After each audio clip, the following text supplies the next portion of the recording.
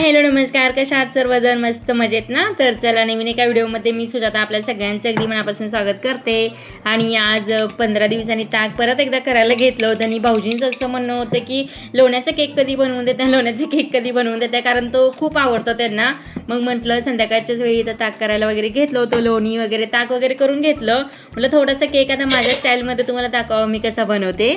तर कधी 15 दिवसांनी वगैरे असं लोण्याचा केक खावासा वाटलं ना, ताक केले की मग भांडी वगैरे धुवायला लागत नाहीत. त्याच भांड्यामध्ये 1 कप लोणी घालून घेते, स्वच्छ धुवून घेते, म्हणजे भांडी धुवायची पण बचत करते इथं थोडीशी. आणि जो कप आहे ना, मेजरमेंट कप, त्याने 1.5 कप मी इथं हे घेतलेलं आहे, साखर घेतली. 1 कप लोणी होत असेल, 1.5 कप साखर होत असेल आणि 1-1.5 कप दूध होत असेल. थोडंसं व्हॅनिला इसेन्स घालून मिक्सरला चांगलं फेटून घ्यायचं आपल्याला इथं फक्त. तर अगोदर केकचे ऑर्डर वगैरे भरपूर असायचे, तेव्हा इतकी भांडी घेऊन ठेवली होती की भरपूर भांड्यात एका दिवशी दाखवेल तुम्हाला. तर इथं अर्धा किलो आणि 1 किलोचं जे काही केकचं भांडं आहे ना, तर मी दोन्ही ह्याला तेल लावून घेतलं आहे. आणि जे आपलं साधं गव्हाचं पीठ आहे ना, तर तेच फक्त थोडंसं लावून घ्यायचं त्याला.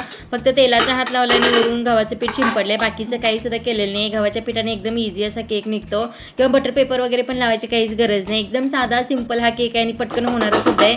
जेव्हा कधी ताक वगैरे बनवत असाल ना, तर तेव्हा हा केक नक्कीच ट्राय करा. तर इथं माझ्याकडे मेजरमेंट कप आहे, त्याने 3 कप असा मैदा घेतलेला आहे. तुम्ही वाटीचा सुद्धा इथं वापर करू शकताय. 2 चमचे बेकिंग पावडर आणि 2 चमचे बेकिंग सोडा घालायचं. इथं अगदी छोटा छोटा चमचा आहे माझ्याकडे, तर त्याने मी 2 चमचे बेकिंग पावडर, 2 चमचे सोडा घालून घेतलाय, खायचा सोडा असतो तो. आणि हे सगळं प्रीमिक्स आपल्याला चाळून घ्यायचं आहे, म्हणजे मैदा आणि बेकिंग पावडर फक्त एवढंच आहे. साखर तर आपण मिक्सरलाच बारीक करून घेतलेली आहे. त्याच्यामध्ये जे काही आपण दूध आणि लोणी केलं ना, तर त्याच्यामध्येच हे सगळं बारीक करून घेतलेलं. आणि मैदा जेव्हा तुम्ही चाळाल ना, तेव्हा 5-6 वेळा चाळून घ्यायचा. आता पाठीमध्ये बघितलं असेल मी, 1-2-3 वेळा चाळीला दाखवलं असेल, पण जेवढा तुम्ही मैदा चाळसाल ना, तर तेवढा तो मोकळा होतो. तर भरपूर वेळाचा मैदा चाळून घ्यायचा. आणि जे काही आपण मिक्सरला केलेलं बारीक लोणी, दूध आणि साखर आहे ना, तर ते त्याच्यामध्ये घालून घ्यायचं आहे. कमी जास्त झाले तरी काही टेन्शन घ्यायचं नाही. थोडंसं आपल्याकडे दूध वगैरे असतं तर ते सुद्धा वरून घातलं तरी चालेल. तर इथे जे काही भांड्याला थोडंसं लोणी वगैरे चिकटलेलं होतं, जे काही साखर आणि सगळं आपण दूध वगैरे मिक्स केलं ना, तर त्याच्यामध्ये मी थोडंसं दूध वगैरे घातलेलं आणि ते सगळं या बॅटरमध्ये घालून घेतलेलं आहे. तर अशा प्रकारे हे बॅटर झालं पाहिजे आणि चांगलं मिक्स करून घ्यायचं. एका साईडनी मिक्स करून घ्यायचं, जास्त उलटसुलट फिरवायचं नाही आहे. अजून थोडीशी मी बेकिंग पावडर कमी पडेल म्हणून थोडीशी घातलेली आहे, 1 चमचा, आणि थोडंसं व्हॅनिला इसेन्ससुद्धा वरून घातलेलं आहे. आणि याच्यामध्ये तुम्ही ड्राय फ्रूट्स वगैरे, टुटी फुटी वगैरे ते सुद्धा ॲड करू शकता. निम्म बॅटर करून ह्याच्यामध्ये कोको पावडर थोडीशी घालून आणि थोडंसं व्हाईट जे काही बॅटर ना, तर ते ठेवून वेगवेगळ्या प्रकारचे असे केक वगैरे बनवू शकता. मी ते सुद्धा एखाद वेळेस नक्कीच दाखवेल. आणि इथं माझ्याकडे थोडंसं चॉकलेट प्रीमिक्स होतं, तर त्याच्यामध्ये थोडंसं पाणी घालून आहे ना, फक्त पाणीच घालून ते पायपिंग बॅगमध्ये घालून घेतलं. थोडीशी मला वरून डिझाईन करायची होती. तर इथं स्वराजच्या टीचरचा पण बड्डे आहे, तर टीचर्सना पण केक द्यायचा आहे, त्यामुळे त्यांना थोडंसं मी इथं एका भांड्यामध्ये अर्धा किलोच्या थोडंसं घातलेलं आहे जे काही बॅटर आहे ते. आणि ते 1 किलोच्या भांड्यामध्ये सुद्धा थोडंसं घातलेलं आहे, सगळ्यांना घरी खायला येईल म्हणून.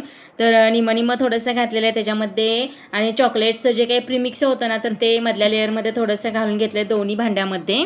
तर फक्त प्रीमिक्स वापरून वगैरे पण केक छान होतात, स्पॉन्जी होतात, पण खायला नको वाटतं. मग कधीतरी असं दूध वापरून, नंतर जे काही घरचं लोणी वगैरे असतं ना, तर ते वापरून असे केक केले ना, तर टेस्टला सुद्धा एकदम भारी लागतात. आणि अंड्याचा वगैरे पण अजिबात वापर केलेला नाही मी, तेल वापरलेलं नाही, काहीसुद्धा वापरलेलं नाही, फक्त इथं लोणीच वापरलेलं, लोणी, दूध आणि जे काही मैदा आहे.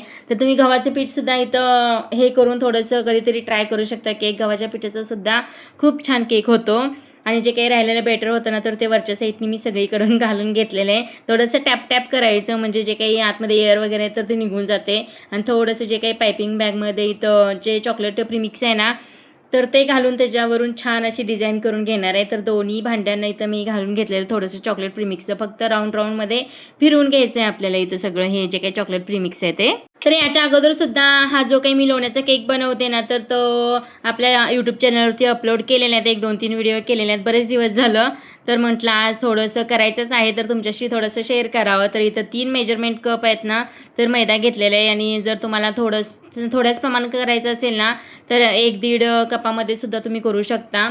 तर प्रत्येक वेळेस करायचं असेल ना केक, तर 2 मेजरमेंट कपाचंच इथं करते. आज टीचरांना थोडासा द्यायचा होता, त्यामुळं मी इथं 3 कप वापरलेले आहे. आणि तुम्ही 2 कपाचं सुद्धा इथं करू शकताय, त्यामुळे इथं 2 भांडी वापरलेले आहेत मी. आणि एक ओव्हनमध्ये ठेवणार आहे आणि एक जे आहे ना, तर आपल्या गॅसवरती पातेल्यातच ठेवणार आहे. आणि हे करतात जे काही भांडी होती ना, तर मी अगोदरच गरम करायला ठेवली होती. जेव्हा काही आपलं जे बॅटर फेटत होते ना, तर त्यावेळेसच हे भांडी म्हणजे गरम करायला ठेवली होती. ओव्हन पण गरम करायला ठेवलेलं आणि जे काही पातेलं ना, तर ते सुद्धा गरम करायला ठेवलेलं. आणि थोडंसं मग चॉकलेट प्रीमिक्स राहिलं होतं, मग परत ओव्हनमध्ये आणि जो काही मोठा केक होता तो साईडला सारला आणि त्याच्यानंतर ती सुद्धा 2 छोटे छोटे कप घेतले आणि तोपर्यंत माझं कढी करायची होती ताकाची तर ती करून घेतली, लोणी करायचं होतं तर ते करून घेतलं आणि तोपर्यंत दोन्ही केक इथं असे फुगून टम्म झालेले एकदम छान झाले होते.